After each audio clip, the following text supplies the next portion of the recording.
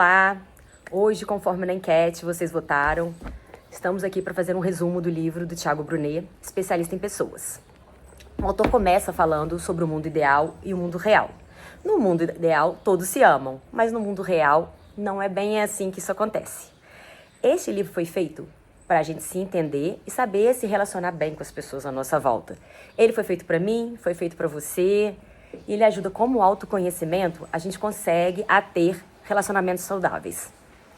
Hoje, a visão que nós temos, a gente vai conseguir no máximo aquilo que a gente tem agora. A vida gira em torno de um processo.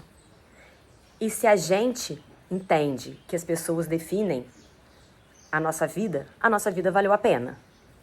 Há pessoas que ferem, há pessoas que curam. Qual delas você quer ser? Escolha o melhor caminho. Dessa forma, ele dá início a explicar o que ele entende com 3 tipos de esferas de amizades. As íntimas, as estratégicas e as necessárias.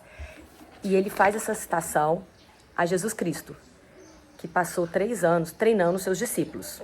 Então ele coloca o seguinte: os amigos estratégicos são aqueles que fazem conexões para a construção dos nossos futuros. Já Jesus coloca, na época dele, são aqueles 500 pessoas que espalharam a notícia dele. Os amigos estratégicos, eles têm um plano de conquista em comum. Eles se unem a você por um bem comum. Já os necessários são aqueles necessários para a nossa caminhada da vida. Eles não amam exatamente quem a gente é, mas estão do nosso lado pelo aquilo que a gente representa. No caso de Jesus Cristo, ele tinha os 12 discípulos. Já os amigos íntimos é aqueles que a gente compartilha segredos, sonhos. Eles nos amam independente daquilo que a gente tem. Já na época de Jesus, aqueles escolhidos como discípulos foram João, Pedro e Tiago. E aí você entende que, na época, Judas traiu Jesus e Pedro negou Jesus, qual é a diferença entre eles? A diferença é o nível de expectativa. Porque para Jesus, Judas era amigo necessário. Já Pedro era amigo íntimo. A esfera de amizade não são posições definitivas, ok? Invista sempre nas pessoas, mas nunca espere nada delas. No caso de Judas e Pedro, como era amigo íntimo, voltou e se desculpou. Já Judas, que era só necessário, nunca voltou e se matou. As pessoas normais falam sobre coisas, as inteligentes sobre as ideias e as mesquinhas sobre pessoas. Por isso, a gente tem que se atentar ao comportamento e aos detalhes em cada pessoa para a gente interagir aquilo para dentro de nós.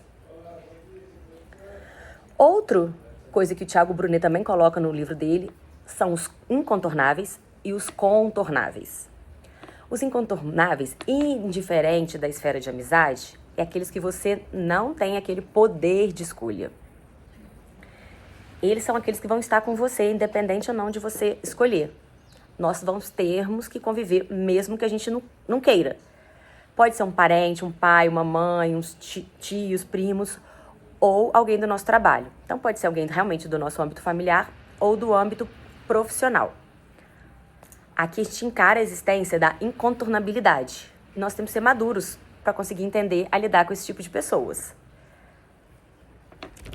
Afinal, sempre existem 2 caminhos, da felicidade e o da amargura. E eles estão no mesmo caminho, mas a diferença é que vai chegar em caminhos diferentes. Eu não escolho o que vai acontecer, eu escolho o que vão me tornar. Os incontornáveis vão procurar atingir a gente. E nós podemos identificar e agir de maneira serena e sábia. A palavra-chave sempre vai ser o perdão. O perdão não valida aquele erro justificável, mas você tira das suas costas aquela bagagem pesada.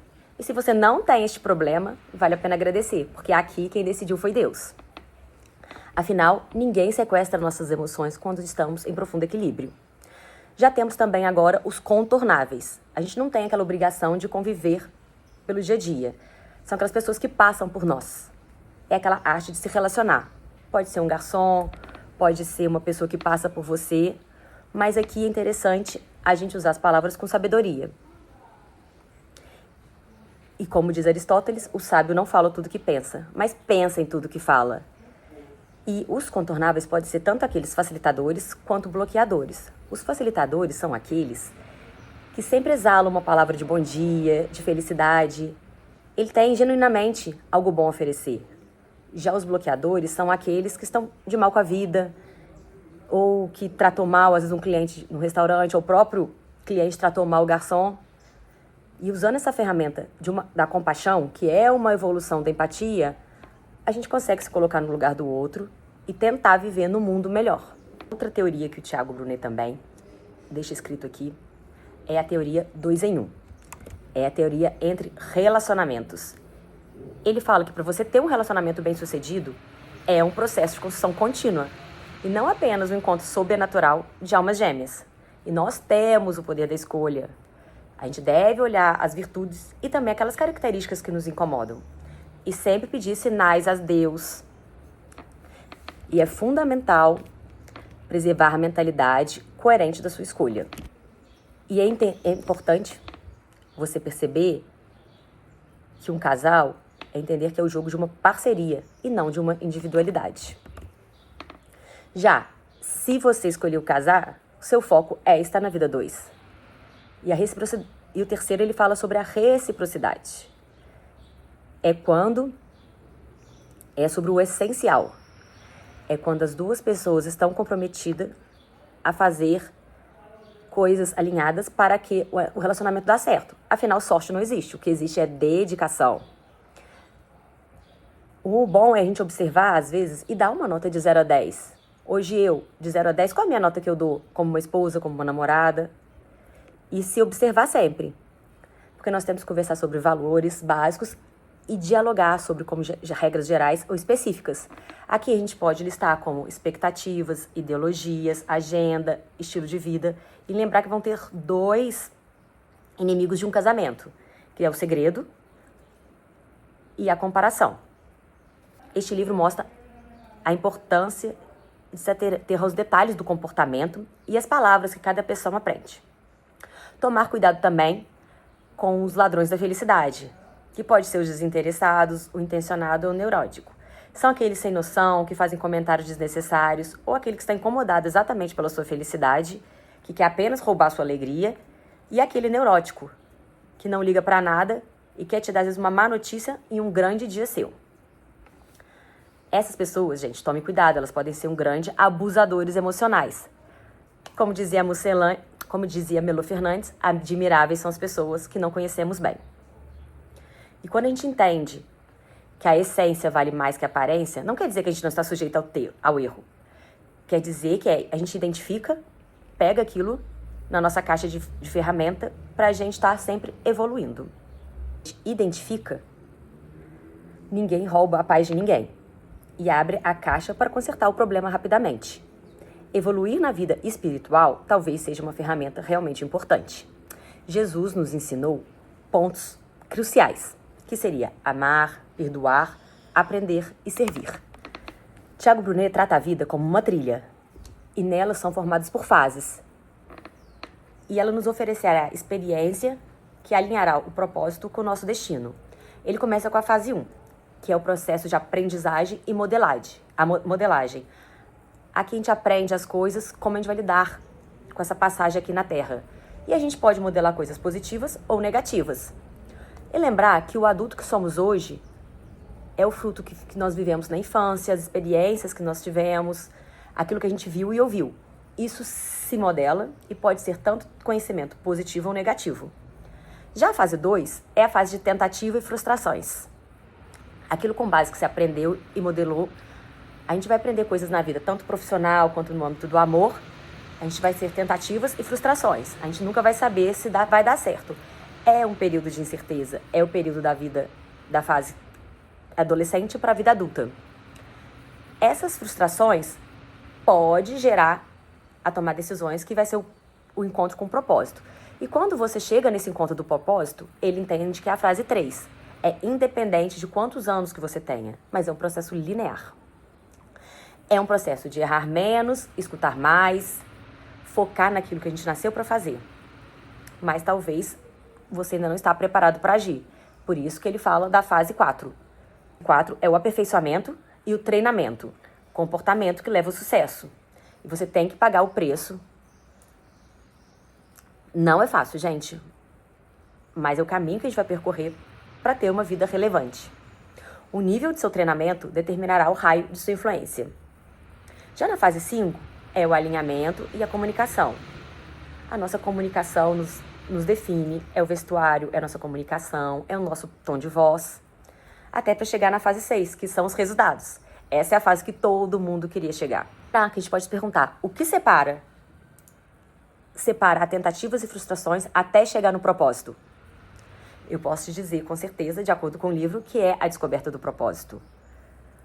Porque quando nós vemos essas etapas, a gente entender, independente de qual a gente está, a gente evita vários conflitos desnecessários. A gente entende que outras pessoas pode ser que esteja em outro patamar, ou acima ou abaixo. Aqui, o autor nos faz entender qual é o nível da nossa maturidade e entender também com quem que a gente vai compartilhar algumas informações da nossa vida. Porque, às vezes, as pessoas não estão no mesmo nível que a gente. A palavra aqui deste livro que eu vou ressaltar aqui é a espiritualidade. Eu faço realmente a questão de trazer esse tópico aqui, pois é impossível vencer a trilha da vida sem estar conectado a algo maior. Somos limitados, fracos, indefesos e, acima de tudo, humano. Jesus é o caminho. Se seguirmos com ele, chegaremos ao nosso destino final. E na fé cristã, o caminho tem tanto valor quanto o destino. Quanto mais ajudamos as pessoas no decorrer desta trilha, mais perto de Deus ficamos. Somos espelhos da vida. Somos potencializadores de sentimentos bons e sentimentos ruins. Às vezes, um simples sorriso, a gente pode melhorar o dia de alguém. Agora, um gesto grosseiro, a gente pode ferir ambiente, ferir pessoas e deixar o ambiente pesado. Se você deseja melhorar, melhore a si mesmo. Eu vou contar uma história aqui que o Tiago Brunet conta no livro, que é sobre o conto dos espelhos. Este conto é A Casa de Mil Espelhos, que aconteceu num vilarejo. E um cachorrinho ficou sabendo desta casa e queria entrar lá para conhecer. Ele chegando nesta casa, ele ficou todo feliz.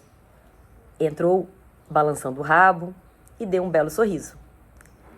Quando ele foi ver, 1000 sorrisos olharam para ele, que era o reflexo dele próprio. Ele saiu de lá radiante, falou como a casa era legal, era engraçado, como todos o tratavam bem. Um outro dia chegou um outro cachorrinho. Ele chegou meio cabreiro, rosnando. E quando ele levou susto, ele rosnou e 1000 cachorrinhos rosnaram para ele. E ele saiu de lá falando mal dessa casa. O que isso significa? Somos reflexo daquilo que nós queremos espelhar para o mundo. Tanto de coisas boas quanto de coisas ruins. A decisão sempre vai estar em nós mesmos. Tão importante o poder da simpatia.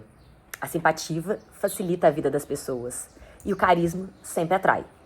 Aquilo que somos e como se comportamos modela o mundo à nossa volta. Quando a gente coloca em prática simpatia, compaixão, empatia, autoconhecimento, somos capazes de transformar para muito melhor o dia das pessoas. Assim, a gente reflete coisas boas para a pessoa e o mundo devolve para a gente, igual ou tanto melhor. A oração sempre vai ser a chave da vitória. A gente só muda aquilo que identifica. Diante de uma situação difícil, eu deixo uma reflexão. Pergunte a Jesus. Jesus, diante dessa situação difícil, o que você faria em meu lugar? Como posso estar aqui para imitar os seus passos? E eu deixo aqui o convite para este livro, que foi tão grandioso na minha vida, e espero que seja para vocês também. Espero que tenham gostado e espero do fundo do meu coração que vocês possam ser pessoas melhores. Lembrando que antes de mudar o mundo, a gente tem que mudar a nós mesmos. Lembrar que antes de apontar um dedo para alguém, tem 4 apontando para nós. E a escolha vai ser sempre sua. Acordar bem ou acordar mal. Ser feliz ou ser triste. Tratar a pessoa bem ou tratar a pessoa mal. A decisão sempre vai estar em nós. Um grande abraço, beijos. Fique com Deus.